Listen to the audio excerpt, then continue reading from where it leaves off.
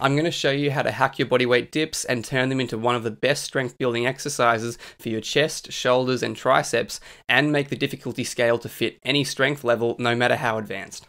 At the end, I'll show you what the most advanced versions of these variations look like. For this to work, you're going to want to be able to do at least 10 clean, normal bodyweight dips first. Now, while a regular dip hits a combination of lower chest, front delts, and triceps, with a few technique changes, you can drastically change how much of one or the other that you're using and target them separately for much more effective strength and muscle gains. Starting in a normal dip position, elevate your hips a bit while keeping your arms straight and legs pointed straight towards the ground.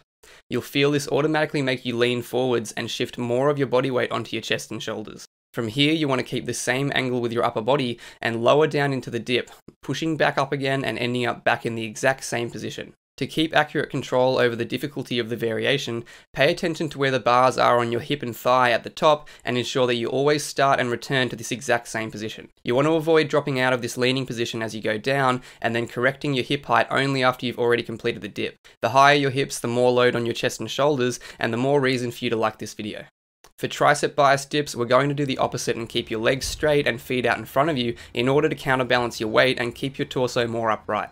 From here, your elbows are actually going to move backwards so that they're no longer over your wrists as you descend. Go slow and aim to push your elbows back as much as possible while minimizing your forward lean. These can feel a bit awkward and uncomfortable to begin with while you get used to the movement and you're controlling your shifting body weight, so go slow to start with and use a smaller range of motion, and also filming yourself to check your form and elbow positioning can help a lot. As you shift your weight back more, it can feel heavy on the back of your palms, so I like to angle my hands slightly with this as well. When you take each of these to the extreme, you eventually get your hips high enough that you end up in a floating tuck planche push-up, and extending your legs to add even more lean gets you to harder planche push-up variations. While keeping the elbows going back as far as possible and torso as upright as possible ends up progressing to what's called an impossible dip, which is effectively a tricep extension with your whole body weight. Follow and subscribe if you want more ways to optimize your calisthenics training.